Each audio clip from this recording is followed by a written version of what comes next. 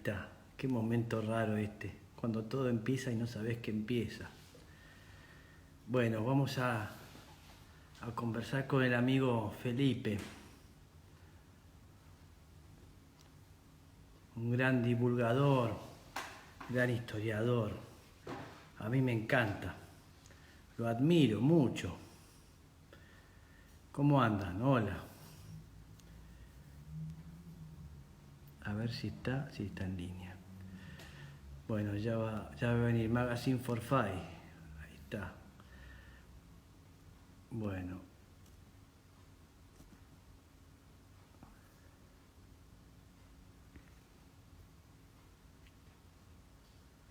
¿dónde está Felipe?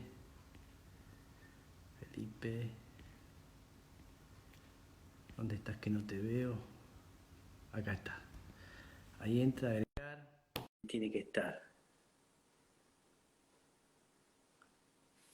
Hola, gente de Uruguay.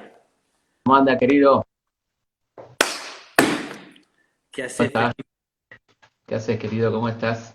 Estamos en esta nueva dimensión, Felipe. Hemos vivido distintas instancias.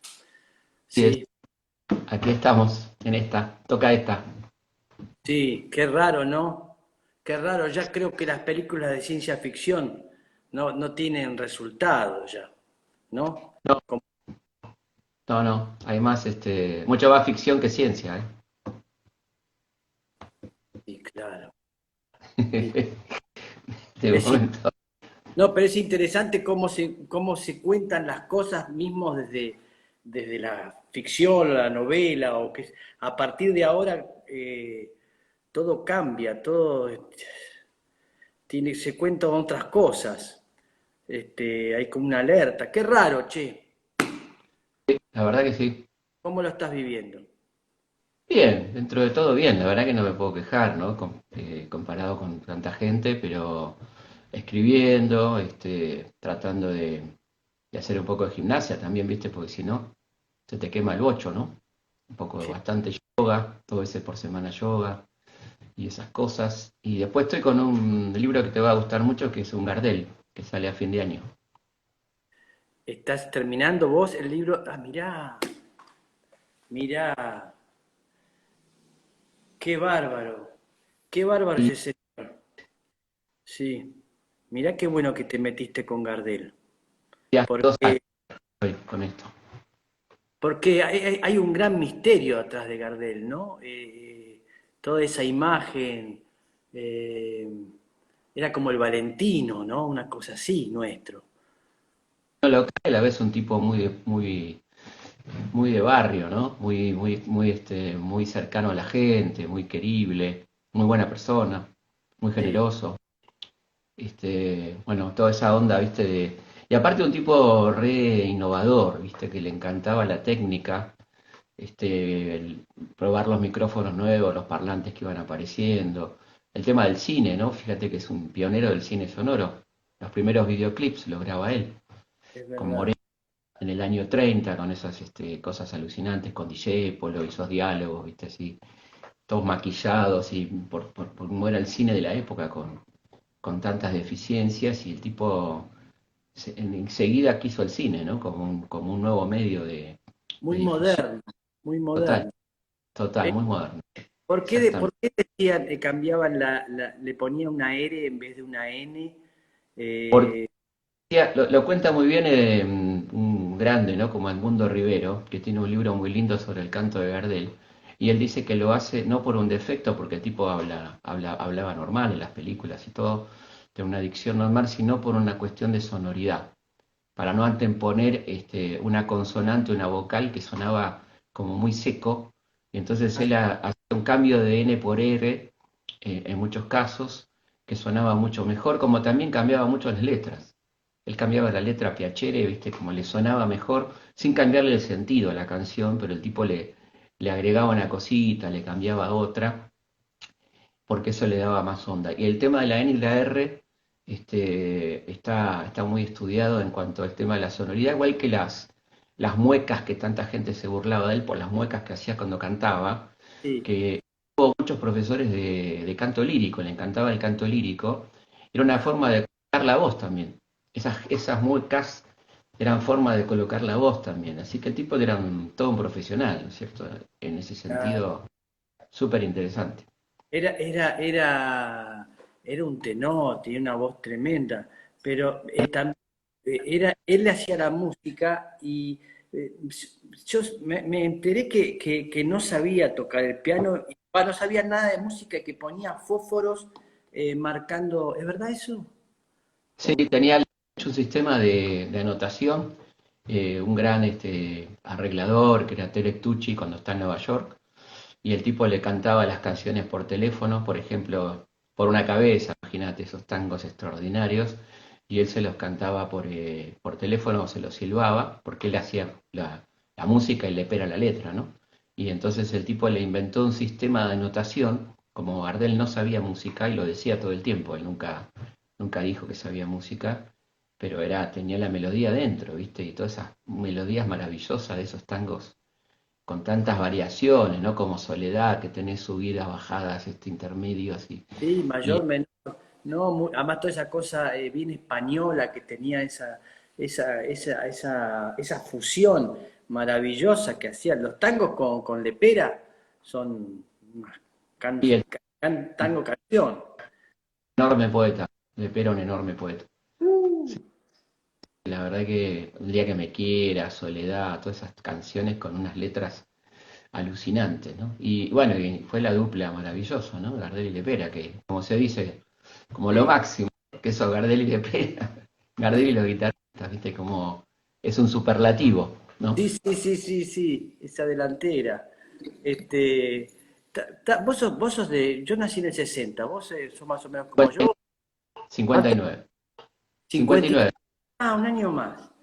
Claro. Y me estaba acordando hoy de, de historia, uno más, me acuerdo de Echar Duzón. Echar Duzón. ¿Existe todo eso? No. No, ya no. Charduzón, estaba Fernández Arló, estaba Ibáñez. Ibáñez. Tremendo porque Ibáñez te inventaba cosas increíbles. Por ejemplo, de Sarmiento dice, sus elecciones fueron normales y ejemplares. Y Sarmiento dice en su autografía, hicimos un fraude escandaloso. O sea que el chabón hacía una historia aparte, ¿viste? Y aparte, bueno, ponía esa letrita chica con las anécdotas que eran, andás a ver, ¿no? Y Sí, sabes que después me enteré con el tiempo, indagando en la sí. vida de Ibáñez, que formó a generaciones de argentinos, por lo menos tres, cuatro generaciones o más, que el tipo Ah, era profesor de literatura era. ah, era una Y changa. de ahí venía el chamullo y toda esa cosa.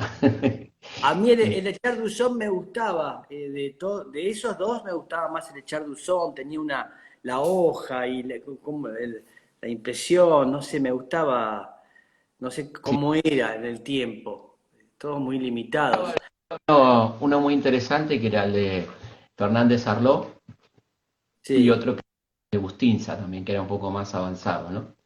Que después lo prohibió la dictadura ese manual. claro, Mirá vos. claro. Sí, Claro, a mí me pasó que en cuarto año mi papá me regala un libro de Fermín Chávez, claro, ¿no? sí. De historia argentina. Y me rompió la cabeza a todo lo que me venían enseñando en el colegio, ¿entendés? Me llevó para otro lugar. Me acuerdo que una vez estaba con mi papá y mi papá me lo pasó por teléfono a presentarme a Fermín Chávez y estuve hablando con Fermín Chávez. Una gran admiración tenía. Este, Entrerriano, ¿sí? un gran revisionista, un tipo que es realmente muy interesante, junto con el Pepe Rosa, ¿no? Toda esa corriente Claro, que planteaba otra mirada de la historia, ¿no? claro, porque también pasó eso mucho tiempo, el Levene, ¿quién estaba? Romero, ¿cuáles eran los historiadores que uno veía? Levene era muy antiguo y era, este, Lebel era la academia, ¿no? La historia de la academia, que sí, que fue como un clásico durante mucho tiempo. Ricardo Levene, un liberal, gran historiador, ¿no? Pero bueno, con una continuidad de Mitre, si querés, ¿no? De la historia liberal clásica. Y el tipo sí, armó la academia, que fueron bueno, una cantidad impresionante de tomos, describía a Ravignani y bueno, todos esos historiadores que reivindicaban a Rivadavia y esa línea de alguna manera, ¿no? Mucha documentación, mucho número, me acuerdo que eran, tenía un libro Sí, de Lenin de tapa de madera, era, de sí. madera. Ujú. Sí, sí. Sí, Acá lo sí, nombran a Scalabrini, mira, alguien lo nombró a Scalabrini. Que es mirá, mucho más que una calle de Palermo, ¿no? Es un tipo del grupo Forja que se especializó en el tema de los ferrocarriles, sí, eh, cómo Gran Bretaña, viste, armó un modelo económico a partir del ferrocarril en Argentina, ¿no? sí, Esto de llevar productos de la producción al puerto y del puerto a Londres, y sí. cómo eso implicó muchísimo a la industria nacional, por ejemplo, durante mucho tiempo. Felipe, yo te juro que me impresiona mucho escucharte siempre, porque siento como que se te caen las palabras. Es como muy seguro de que vas narrando y vas contando. Y yo digo, ¿cómo es la cabeza de Felipe? Porque aparecen un montón de cosas y de datos y te debes tener ya películas armadas de las situaciones. ¿Cómo funciona? En serio, es muy particular. Suena, suena bien, funciona tranquila, qué sé yo, viste, como que los datos aparecen cuando se necesitan, tampoco me siento torturado por los datos, ¿no? Y uno se va acostumbrando a que los datos tienen que tener algún sentido, que no son de memoria, que son de vínculo, son de relación, esto se relaciona con esto, ¿no? Y entonces uno va queriendo lo que sabe, de alguna manera, que no quiere decir que esté convencido, que sepa mucho, que sea un sabio, pero queriendo en el sentido de atesorar ciertos conocimientos que te llevaron una vida a tener, ponele, y que bueno, que siempre vas incorporando cosas, vas escuchando otras opiniones, ¿no? A mí me encanta escuchar gente que piense distinto, me parece que es mucho más divertido que gente que piense igual a uno, ¿no? ¿A quién escuchás, por ejemplo? ¿Qué escuchás? Un poco de todo, o sea, leo historiadores con los que no coincido. Alperín Donqui es un gran historiador, por ejemplo, que yo no coincido con su enfoque, pero es un tipo que ha hecho una verdadera revolución en la forma de ver la historia, fue como el creador en Argentina de la historia social, ¿viste? Y es un tipo que tiene un enfoque, desde mi punto de vista, demasiado liberal en algunas cosas, ¿no? Pero es un tipo extraordinario, un gran historiador, ¿no? Y así como ese te puedo nombrar muchos de gente que leo y que siempre aprendes y que te brinda una mirada que por ahí no tenías y que te amplía la cabeza, ¿no? Y no es que te hace por ahí cambiar de opinión, sino que tu opinión tiene con qué discutir, ¿no? Claro, Es como nuestra generación que, viste, casi nos perdemos a Borges, ¿no? Por los prejuicios, ¿no? claro, totalmente. Sí, sí. ¿Qué te Era un parece? gorila, como era un gorila no había que leerlo, y la verdad que era una pelotudez, ¿viste? Porque era un tipo que estaba mucho más allá de sus ideas, que por supuesto con las que uno no coincide, ¿no? Pero su literatura era una literatura que iba por otro lado, ¿no? Salvo algún cuento muy de época, por ejemplo, ¿no? La fiesta del monstruo, ponele, pero mucho más de eso no hay en su literatura, que es una literatura extraordinaria, No, ¿no? no, no. Un vuelo increíble que te lleva a lugares que no tienen nada que ver con lo ideológico ni nada de eso, desde luego. Pero me quedaba pensando, bueno, lo que estamos viviendo ahora, ¿no? Distintas instancias, así que el unitario y los federales, o lo que fue, no sé qué fue antes del peronismo, qué sector político así captaba a los trabajadores, porque los radicales eran más clase media, ¿no? Los trabajadores estaban, bueno, muy identificados en las primeras décadas, fin del siglo XIX, principio del XX y hasta ponerle los años 20, 30, con el anarquismo y con el socialismo, ¿no? Que eran los pioneros del movimiento obrero, tipos organizadores del movimiento obrero, impulsores de leyes, en el caso de los socialistas, de una legislación muy interesante, previa al peronismo. No llegaban, digamos, no ganaban sus postulantes o qué. No, lograron una aprobación de leyes. La Argentina tuvo antes de Perón alguna legislación social importante. Por supuesto faltaba mucho y lo que más que nada, lo que faltaba era la cuestión de la aplicación de esas leyes, que el Estado realmente hiciera cumplir esas leyes, ¿no? Claro. Teníamos, por ejemplo, descanso dominical, teníamos licencia por maternidad, teníamos vacaciones en algunos gremios, teníamos jubilaciones en algunos gremios. Irigoyen decreta manda al Parlamento y se aprueba la jornada de 8 horas, pero no se aplicaba en todos lados, ¿no? Entonces quizá lo que hace Perón con la Secretaría de Trabajo y Previsión es un organismo de control más estricto y sí sancionar decretos ley que nunca habían sido aprobados. Muchos socialistas, muchos decretos de la Claro. bancada socialista, ¿no? Y el irigoyenismo representó una parte también de alguna parte del movimiento obrero y fundamentalmente la clase media, ¿no?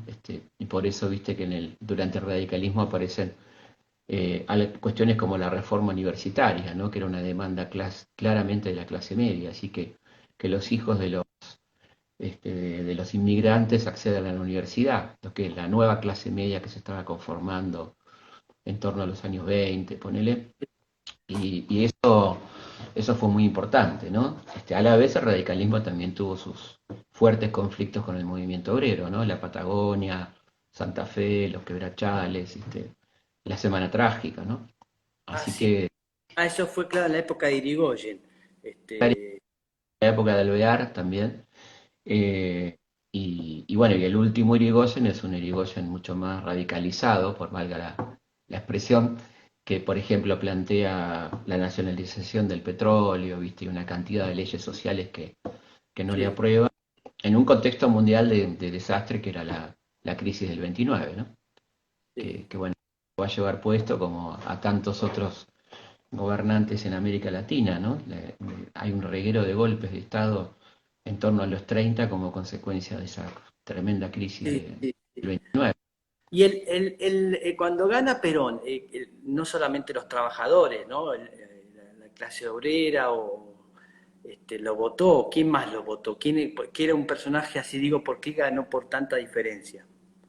La primera elección no ganó por tanta diferencia, digamos, y fue un voto bastante clasista, porque la clase media, si bien se va a beneficiar enormemente de las medidas de Perón, veía en Perón a un fascista, a un tipo que era un militar, digamos, y estaba muy representada por el comunismo, por el socialismo, por el radicalismo, la famosa Unión Democrática.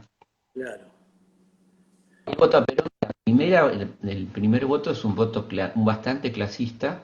De hecho, el partido se llama Partido Laborista, que es interesante porque fíjate cómo ¿Cómo se era llama? de fuerte. ¿Cómo se llama el que hacía? Partido Laborista. Pero no, el que dirigía el Partido Laborista, que era famoso. Estaba Gay, estaba Luis Gay, que era un telefónico, estaba Cipriano Reyes, Cipriano de la Reyes. sindicato de la carne, y decía que qué interesante la enorme influencia británica en nuestro país, que el Partido de los Trabajadores se llama como en Inglaterra, el Labour Party, el Partido Laborista, ¿no? Y toma algunas de las premisas que tenía el Partido Laborista, que era un partido muy clasista en esa época en Inglaterra, y que no permitía, por ejemplo, la incorporación de elementos de la oligarquía o elementos, por eso Perón amplía esa base, porque le interesa incorporar a otros sectores, y pone también a la Junta Renovadora del Radicalismo, sectores radicales, en esa alianza que lo va a llevar al poder. Y ya la segunda presidencia sí hay un voto más de la clase media, de sectores de la clase media, y un fuerte voto de las mujeres, porque las mujeres votan por primera vez Por en el primera vez. 51, Y, después de la y sanción de el, la ley. y el odio, ¿cuándo empieza? No, el odio es histórico en Argentina, yo creo que el odio es una... Vos fíjate que tuvimos una guerra civil interminable, ¿no? Si uno la sitúa en torno al año 13-14, cuando comienza la guerra contra Artigas y contra los federales, esa guerra va a durar prácticamente hasta 1870 y un poquito más. Son 60 y pico de años de- de guerra o 50 y pico de años de guerra civil intermitente, con muchos muertos, con mucha crueldad, que después, bueno, se verá también ese odio en las cuestiones que tienen que ver con las huelgas del centenario, la represión, la aparición de la Liga Patriótica, que era un organismo paramilitar de ultraderecha que reprime a los trabajadores en la huelga de Bacena, la Semana Trágica, ¿no? El odio al extranjero. Ellos resumían, digamos, el odio al obrero en el extranjero porque la mayoría o una gran parte de los trabajadores en ese momento eran inmigrantes, ¿no? Entonces había una fuerte xenofobia y un antisemitismo tremendo, ¿no? Que era un antisemitismo muy francés.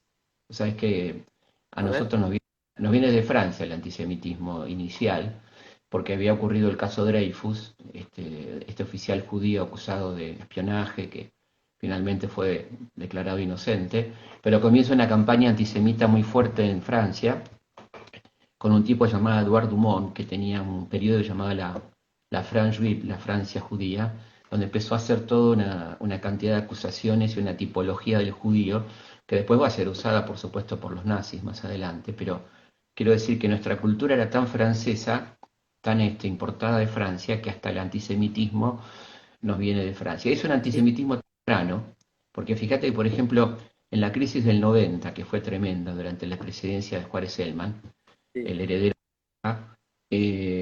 se produce una crisis tremenda, el primer default, bueno, un desastre, crisis de Sí. deuda y demás. Y un tipo llamado Julián Martel escribe un libro que se llama La Bolsa, donde dice que los culpables de esa crisis son los judíos, cosa que era completamente imposible, porque los judíos eran mayoritariamente campesinos, que iban a Entre Ríos, a las colonias agrícolas, no tenían presencia en la banca todavía, pero era una forma de desviar la atención de quiénes eran los verdaderos culpables, ¿no? Un poco lo que hizo el nazismo también en Alemania, ¿no?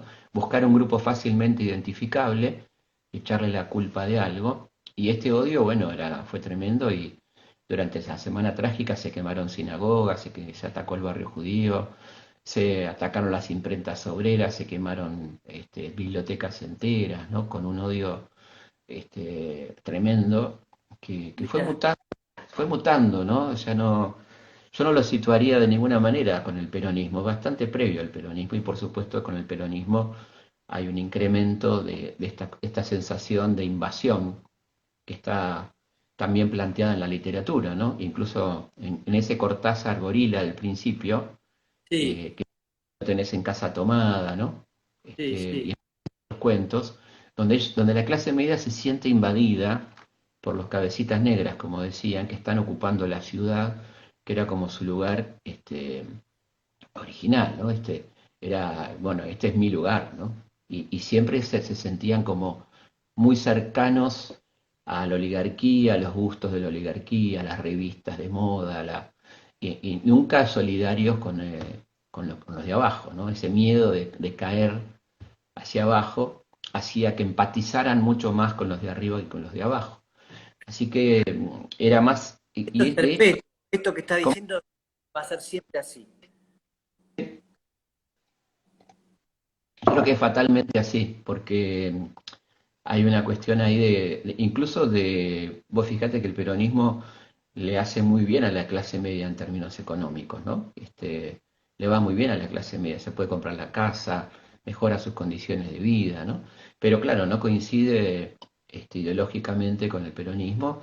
El peronismo comete errores también, ¿no? Muy graves de manejo de ciertas cosas como la universidad, ciertas actitudes de censura de la prensa que son bueno, valores muy, muy preciados por lo menos formalmente por esos sectores medios y bueno, eso aumenta los niveles de conflictividad, ¿no?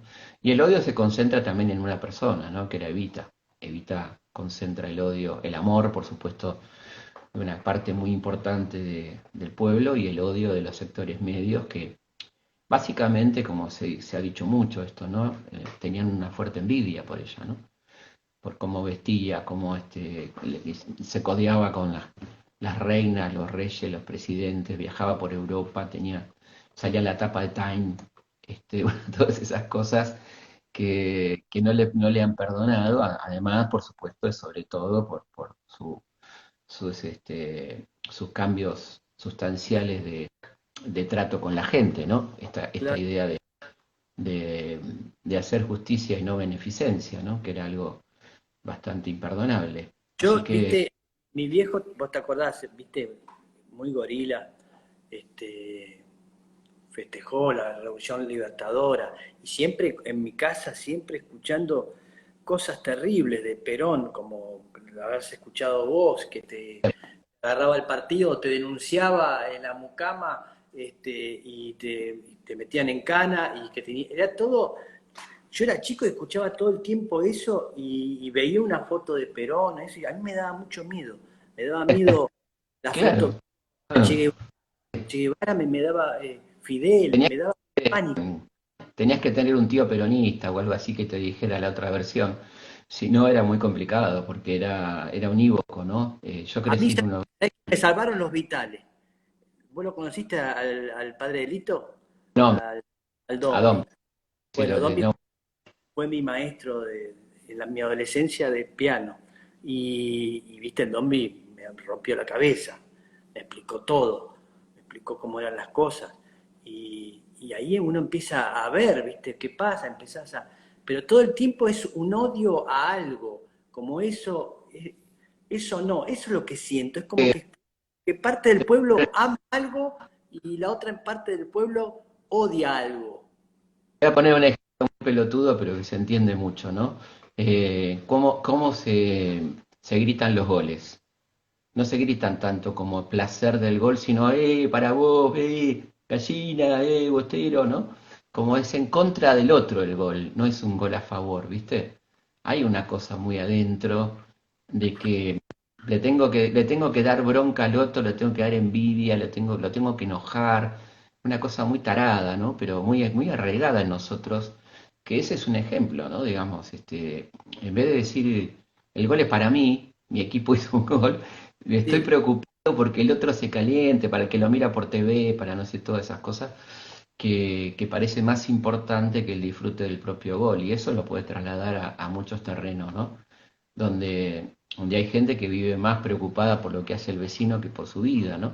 De ahí que tengan tanto éxito los programas de chisme, que si vos recorres el dial a la tarde, el C-Zapping, son sí, todos sí, programas. lo- eh, el reality y todo lo que es sí, sí, todo lo que está sabiendo es el morbo es. vivir la vida de otro, ¿no? Y esa, Sí, y esa delgada, qué sé yo, el delgado espacio entre la admiración, el cholulaje y el odio, ¿no? Viste que dura muy poquito, es un papel muy finito, viste, del amor al odio en ese punto, ¿no? Esa sí, sí, admiración se puede convertir en odio en un segundo, ¿no? Así que yo creo que hay razones muy complejas del odio, que es un sentimiento de mierda, que realmente hace muy mal, ¿no? No puedes sacar nada bueno del odio, te enceguece, hay gente que dedica su vida a odiar, digamos, ¿no? Bueno, los haters que están en todo el mundo, ¿no?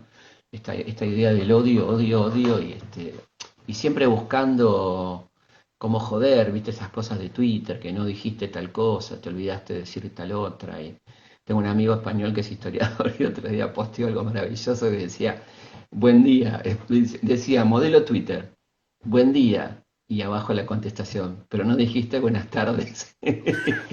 Como que nunca lo vas a conformar, ¿entendés? No hay manera, haga lo que haga, ponga lo que ponga, no hay nada, ¿no? a vos te joden, No, pero yo no, la verdad que publico cosas de historia, publico opiniones, pero no me meto en esa. Me parece que tiene que ver mucho con el narcisismo también, ¿no? ¿Qué tan ah, importante, qué tan importante te sentís que sos como para sentirte ofendido?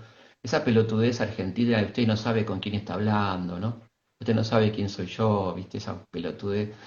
¿Qué sé yo? Nosotros somos cualquiera, o sea, somos personas conocidas, pero somos personas y te pueden decir lo que quieran y a mí carajo me importa, ¿no? Si yo sé que estoy procediendo bien, no tengo por qué engancharme y demostrar y contestar y subir la apuesta insultando más fuerte, porque eso garpa mucho en Twitter, ¿viste? Si vos te pones más gallito y insultás más de lo que te insultan, esto es una... No sí, tengo sí. tiempo, la verdad que no tengo tiempo para eso, ¿no? Y tampoco me interesa, pero No, yo pero veo los también, quilombos que arman, ¿no? Porque decís, cuánta energía al pedo, ¿no? sí, no, pero además sos un tipo muy sensible vos y te molestaría estar enredado en algo de eso o alguna cosa así, me imagino, seguro. prefiero hacer otras cosas, qué sé yo. Tengo un montón de, sí, tengo un montón de seguidores y la verdad que buena onda y publico todos los días efemérides, qué pasó un día como hoy, qué sé yo. Y Sí, no me sí. engaño, no me engancho en esas cosas de los odiadores profesionales porque no tiene sentido, ¿viste? Hay tantas cosas para hacer que meterse Sí. en eso, que no me Te va. veo, te veo ahí, te sigo que siempre estás poniendo cosas que pasaron o a veces publicidades. Y yo digo, este tipo de...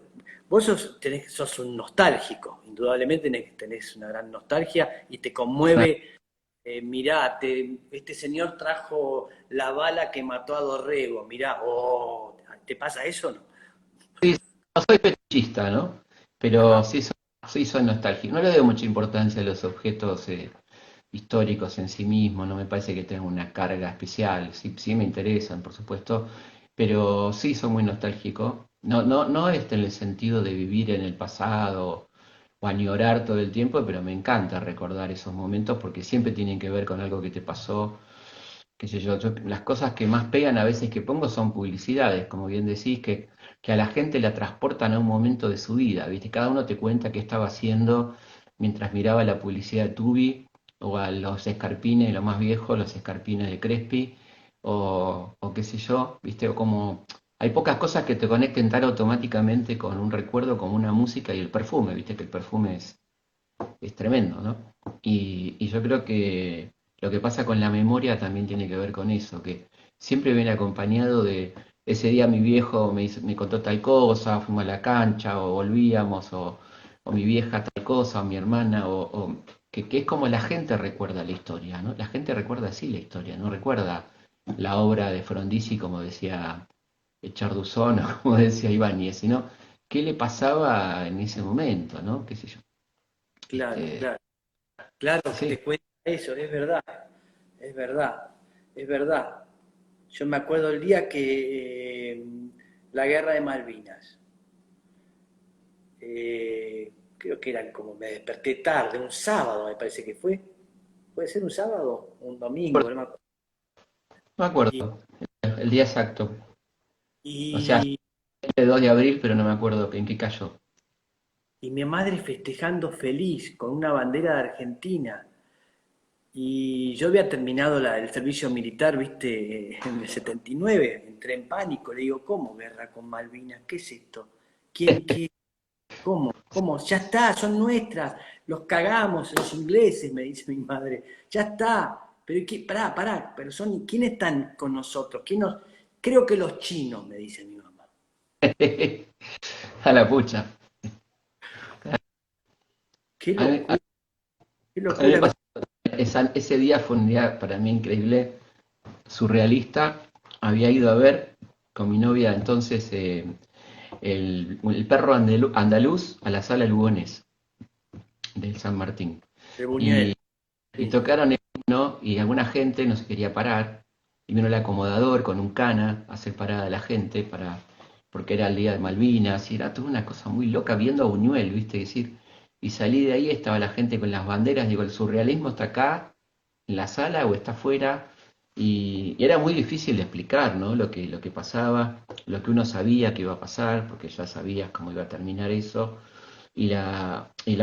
la hipnotización colectiva de la gente con los medios que le mentían todo el tiempo y además una causa justa, ¿no? Y los pobres pibes que estaban en Malvinas, que uno quería que murieran lo menos posible, que estuvieran lo mejor. Me acuerdo que hacíamos, yo estaba en el profesorado en ese momento, hacíamos colectas, las chicas tejían bufandas, donaba sangre, qué sé yo, todas esas cosas que las Comunicado que número 30. Ay, cada vez que se escuchaba ese tal cual, ¿no? locutor. Tremendo, tremendo. Aparte, en manos de ese personaje nefasto, ¿no? De Galtieri. Y Oh, Runfla, Alemán, bueno, todos los que estaban ahí. Y y, era y muy después, difícil la separación entre, viste, la causa justa y el gobierno injusto bueno, y después terminó, por supuesto, como terminó, con la gente muy enojada, ¿no? Cuando hubo como un desencanto muy potente, ¿no? El 14 de junio, ese día que Galtieri pretendía hablar en la Plaza de Mayo, me acuerdo. yo creo que ahí porque había un gran sector de la clase media que amaba a los militares, le gustaban los militares y creían en esa época que era la seriedad y que iba a poner las cosas en orden y había toda una cosa. Y creo que a partir de Videla y todo eso, como que empezaron a robar, y no sé, hay algo que se terminó el amor, ¿no es cierto? Sí, Eh, porque quedó muy en evidencia quiénes eran, ¿no? Por ejemplo, con el Fondo Patriótico, ¿viste? Ya aquellos que te decían que eran honestos, bueno, ahí se terminó claramente, ¿no? Y además, bueno, se suponía que su especialidad era la guerra, ¿no? Era claro, militar. sí. Hicieron mal, digamos, ¿no? Y veías a los pibes que yo considero que fueron héroes, sin ninguna duda, los que Sí. quedaron, los que volvieron, y tantos que se suicidaron, una situación muy dramática, por eso es tan importante distinguir. Uh, Encima estaban peleados entre ellos, ¿no? O sea, Anaya, Lamidoso y Galtieri estaban peleados y no hubo coordinación de fuerzas, fue un desastre, ¿no? Así que creo que ahí se pero pinchó. ¿quién tuvo, vos sabés quién tuvo la idea ahí? Alguien dijo, necesitamos políticamente hacer algún efecto para la gente y tenemos que tomar las Malvinas. ¿Quién fue el que dijo, no revisaron antes, no había Bueno, un plan? tenían, según se escribió bastante sobre el tema, ¿no? Según se decía, estaba planeado para el 25 de mayo o el 9 de julio, la operación.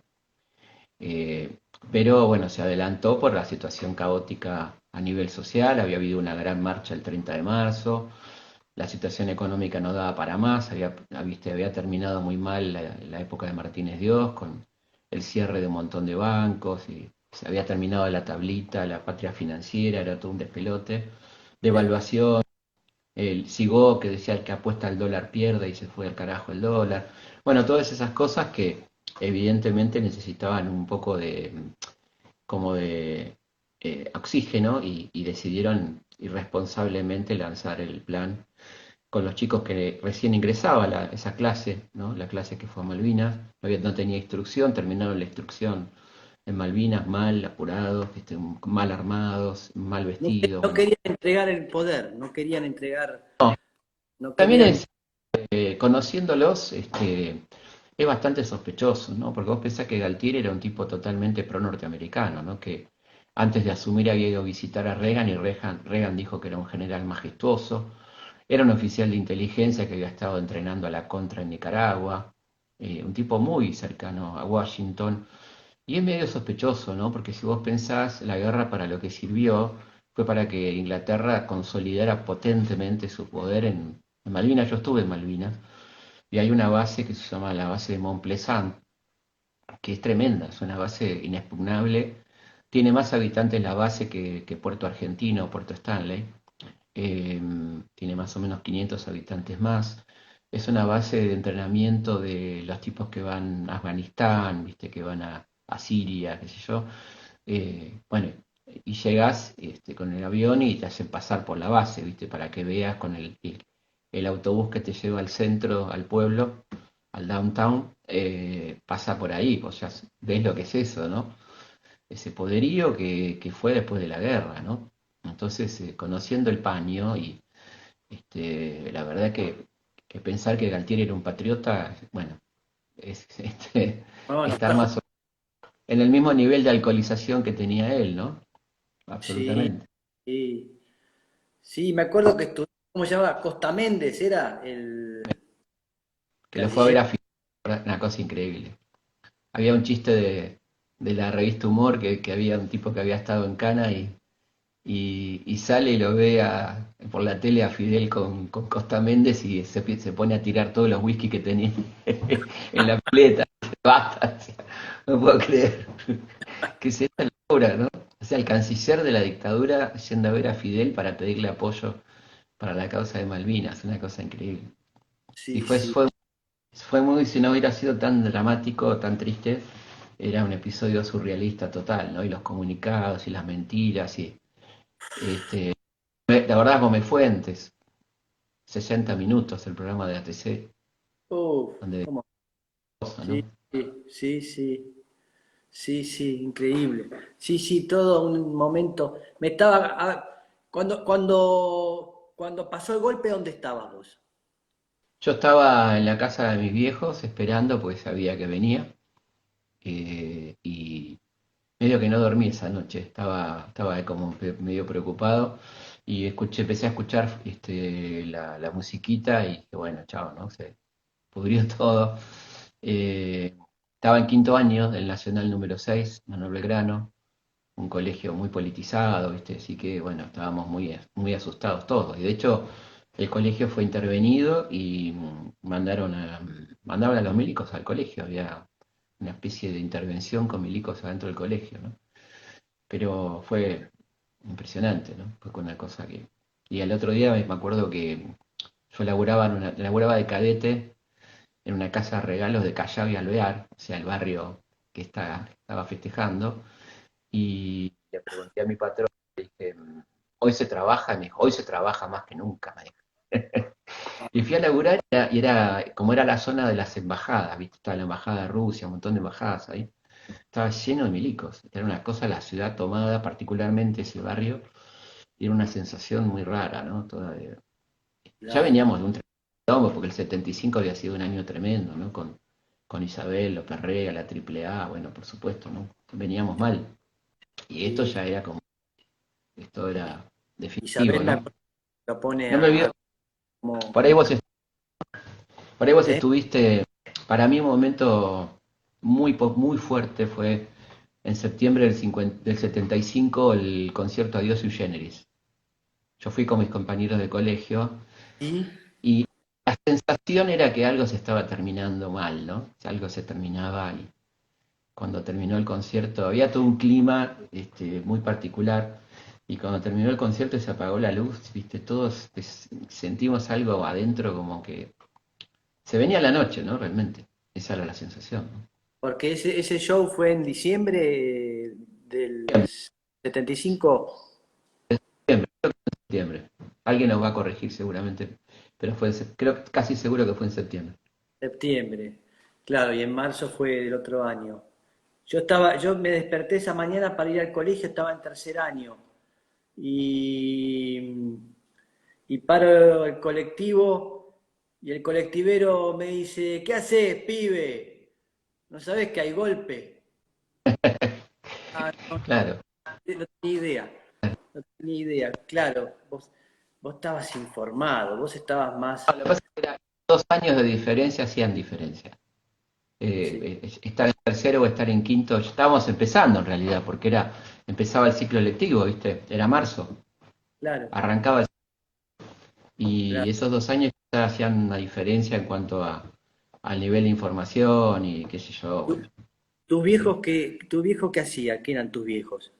Mi viejo era manager de la Camerata Bariloche y, Ah, y yo en algunas cosas, después laburé con él en ese tema, así que mi casa era una casa súper musical, era muy amigo de muchos folcloristas, porque él había sido director de cultura de Azul, en la provincia de Buenos Aires, y llevaba músicos, y después mi vieja cocinaba muy bien y venían a comer a casa, y venía Atahualpa, venía Mercedes, venía, qué sé yo, gente grosísima, Falú, Dávalos, y mi viejo me avisaba la noche que venían, yo era chiquito, tendría 6 años, y me decía, esta noche quédate porque viene fulano y me contaba quién era.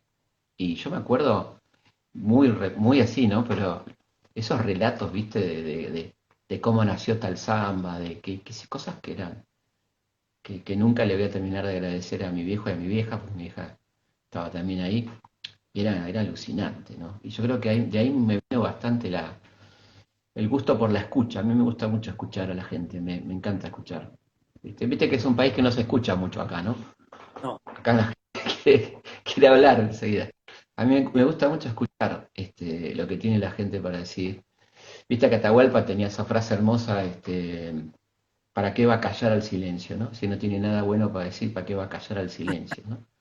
Este, y el tipo era de sentencias, era un narrador de sentencias, te contaba historias hablaba muy poco de él, hablaba de personas que él conocía y te sentenciaba, ¿viste? Te decía cosas así, este, y maravillosas. Me acuerdo, no me pasó a mí, ¿no? Pero famoso esto de que una vez le preguntaron qué opinaba de los Huancahuá, ¿te acordás de los Huancahuá?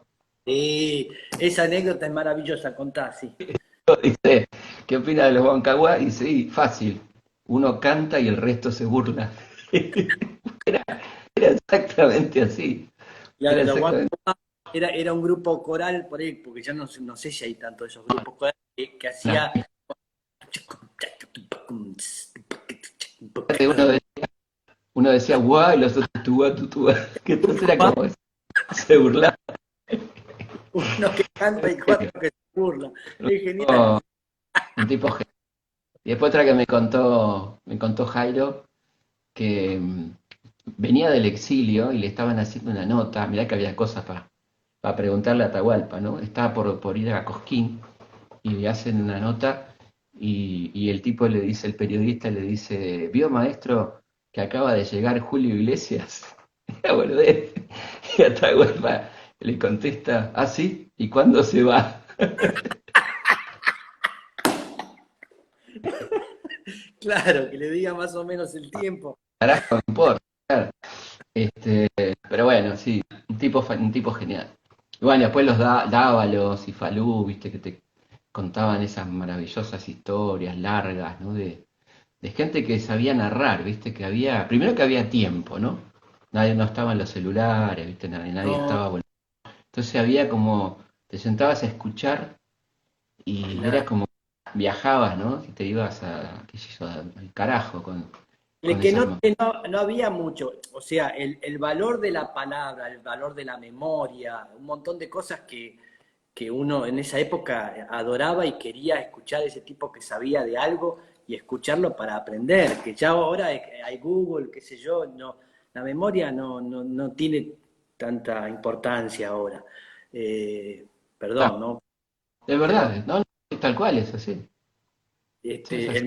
el memorioso, ver al tipo, ver a un tío, ver a un tipo que venía a hablarte, estabas deseando que aparezca y que esté, como vos decís, y además sabían narrar bien las historias, te empezaban a contar cosas, ¿sí? Te iban haciendo un crescendo y te llevaban. Y era un don y algo que se ejercitaba comúnmente porque era la única forma. Tal. No, Aparte, viste que la tele duraba poco, los pibes éramos pibes de la calle, estábamos en la calle todo el día, y había mucha cosa del contacto, ¿no? De voy a tu casa a jugar, digamos, si eran juegos físicos, juegos o juegos de mesa o cosas más, no estoy diciendo que esté mejor o peor que ahora, que era otro mundo, otra totalmente, cosa, ¿no? Era otro no, mundo. sí, Me sí, acuerdo sí, de la cosa que era divina, que era en nuestra adolescencia, era ir a la casa de alguien a escuchar discos, ¿te acordás? claro. Eso era lo que llevabas el disco que por ahí alguno conseguía un importado o qué sé yo, rareza, ibas ahí con el Winco o por ahí un buen equipo, depende de lo que, o un combinado. Pero era bueno que el que tenía el tocadisco en la pieza, ¿no? Porque ahí era como un lugar genial para escuchar y todas esas Podía cosas. tranquilo, no había problema. Sí, si el combinado estaba en el living, cagamos. Ah, claro, Eh, sí, sí. Por eso está tener el Winco o alguna cosita más. Me acuerdo el Apex, o esos que eran unos grosos, ¿viste? Los Ken Brown, que ya eran.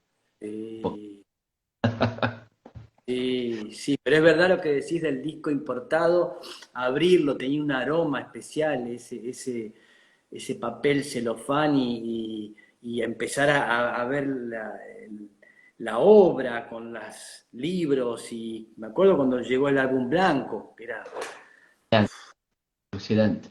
Yo era fanático de Génesis. Y cuando alguien viajaba pedía que me traigan alguno que faltaba acá y era bueno, increíble. Esperar, viste, por ahí un mes. Y cuando llegaba el día la ansiedad era ponerlo, ¿no? Y sí, alucinante, maravilloso, total. qué, qué divino, qué divino. No soy solo yo el nostálgico, ¿viste? No, Vos no, no, no, no. Pero igual yo no sé, a veces, a mí me agarra a veces de ponerme a ver. Me pasa que muchas cosas que nosotros escuchábamos, porque había otro mercado. Ahora hay una cantidad de cosas infernal que mucho, todo mucho. Infinito. Antes tenía 15 grupos, Led Zeppelin, qué sé yo, había, sabías cuál era. Pero yo, no, por ejemplo, nunca había visto Focus. ¿Te acuerdas del grupo Focus? Bueno, Focus Pocus. ¿Verdad? El disco Focus Pocus. Sí, El nunca final. los vi hace un par de años, 3 años, Felipe, los encontré en YouTube cantando ese tema y me agarró, me quedé así. eh, A mí me pasó hace poco con la premiata Fornaria Marconi. sí, Lo que tiene esta época es maravillosa, que tenés todo eso que para nosotros es imposible, totalmente imposible acceder a... O sea, querés escuchar un tema y al segundo lo tenés. Nosotros teníamos que ir a la disquería con quilombo, que tener la guita, o la suerte que lo pasaran por la radio, ¿viste? Toda esa cosa que hoy está todo ahí genial, ¿no?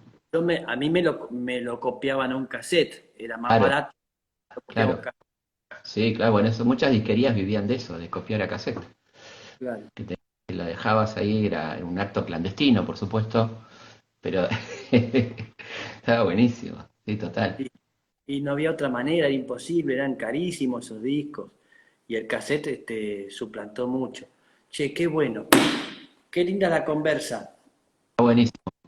Estás extrañando porque con Stan River o con salir y he visto fotos delante de 5.000 personas. ¿Te imaginaste alguna vez ser un Ah, rockstar bueno, imitador? pues, no, es genial eso que hacemos con Darío, ahora lo estamos por hacer en un mes por streaming seguramente, pero sí, extrañamos mucho eso del público, ¿no? Sí, hemos estado ante cantidad de gente impresionante y lo loco es que no hacemos otra cosa que hablar de historia y filosofía, filosofía e historia. Son dos tipos hablando, no hay nada, no es un show, es una conversa, exactamente. Y la mayoría, lo más lindo de todo, es que la mayoría son pibes, son gente joven, ¿no? Gente, chicas y chicos jóvenes ¿Qué que sentís justamente que ha cambiado tanto eso, no? Justamente, mira, nosotros que vivimos toda la... me da mucha esperanza porque además te esperan a la salida y te dicen qué más puedo leer, les resulta corto, hablamos 2 horas, un montón. Me dicen, che, fue poco, qué sé yo, queremos seguir leyendo, qué podemos leer, o sea, muy en sentido contrario de lo que se te dice de los jóvenes, que no le interesa nada, ¿no?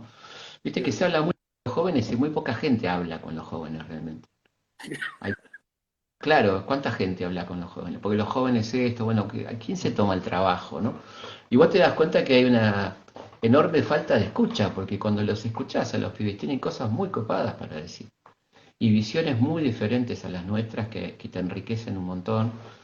Y a mí me encanta, ¿no? Pero los opinólogos, ¿viste? Habría que hacer, o los chicos, o te hablan de la educación y la puta vida agarraron una tiza y ni saben lo que es una escuela, ¿no? Eh, bueno, pero con los jóvenes pasa esto, ¿no? Son permanentemente denostados, que no les interesa nada, que son esto, que son nerds, que son... Pero ni saben en qué andan los jóvenes, no tienen ni la menor idea, ¿no? Y ¿Desde qué momento ya llevas, cuánto llevas? ¿30 años haciendo tu trabajo así como divulgador? sí, sí, sí, 30 años y bueno, fuerte fue por supuesto a partir de algo habrán hecho, ¿no?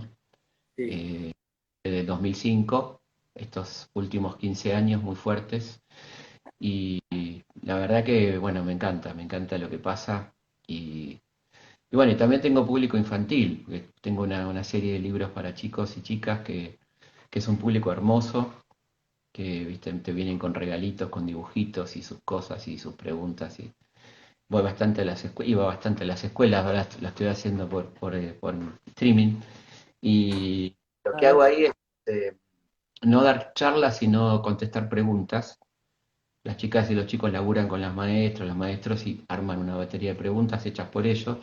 Y son geniales, ¿viste? Las cosas que te plantean y me encanta. Es un público muy lindo, muy distinto, muy desafiante. Es un claro, público cero careta, no hay careta, ahí no hay careta. no, es que Eh, y está ingenuidad, no. buenísimo, está buenísimo. Ese otro nuevo público, nuevo hace unos años. Así que bueno, qué sé yo, no me puedo quejar y tenemos la suerte los dos de hacer lo que nos gusta, ¿no? Que es invalorable. sí, es verdad. Sí, es verdad. Es un lujo. Bueno, Felipe, Bueno, gracias. otro día hablamos del vino. Sí, hablamos de lo que sea. A mí te juro, es un placer inmenso. En serio, cuando hablamos, sí, sí, para mí hay un montón de cosas tenía pensado, pensé en la semana de preguntarte, ahora no me acuerdo, pero hay tantas cosas que se nos explican, hablando de cómo fueron, de qué cosas que se vuelven a repetir, ¿viste? Ahora pero igual es un momento insólito, ¿no? Que está como muy desnudo todo, así como decís que los pibes se acercan, está todo, ¿viste? Qué sé yo, todo lo que pasó, Como digamos, ¿eh? una no realidad. Hay como una no realidad, muy raro, ¿viste? Una cosa muy rara. Sí. Muy raro, muy raro, muy raro. Muy raro, todos expuestos, todos odio. Mirta Legrand dice voten a Macri, Susana. Nunca había visto una cosa así me parece maravilloso que la gente se comprometa y que salga y hable y que diga quién defiende y considere que quién es un genio y eso, qué sé yo, o qué es lo mejor para él, para su país. Pero nunca había visto tan expuesto, ¿eh? Mm, Que no venga acompañado de una descalificación, Claro, porque está bien que vos digas lo que pensás, pero no tenés por qué descalificar a los que no piensan como vos, digamos. Creo que ahí está la cosa, ¿no? y falta para eso. Volver un poco al principio, ¿no? Que esta cosa de estar más atento a descalificar o eliminar al otro que a plantear algo positivo o proactivo para hacer para usar un término complicado, pero quiero decir, No, sí, sí, entiendo. o sea, vayamos a las propuestas, ¿no? ¿Qué tiene cada uno para proponer? Más que decir que el otro es esto, que el otro es el otro, porque de eso estamos como hartos ya, ¿no? De esa cuestión del otro. Sí, pero creo que el odio protege también. El odio te asegura de algo que no te comprometes. Es fácil el otro, muy fácil porque aparte enseguida alguien se va a aprender. Es mucho más difícil y complejo decir yo propongo tal cosa o me imagino tal cosa que decir este es un hijo de puta, que él hizo de tal cosa, este no sé, este, y eso es re fácil y siempre vas a tener un séquito Adepto. bastante. Es muy demagógico, el odio es muy demagógico, completamente demagógico, absolutamente. Y apela a los peores, ¿no? A lo peor del ser humano, a los peores, a los bajos instintos en el peor sentido de la palabra. Sí, sí, Total. sí, sí, hace horrible al ser humano. Bueno, Felipe, gracias. Pero, Este, nos volvemos gusto, a encontrar. ¿Qué? gusto verte aunque sea por acá. Sí, y sí, no tenemos otra. Bueno, beso. Gracias. Toda la gente que nos está viendo. Chaucito. Chao a toda la gente, sí, beso.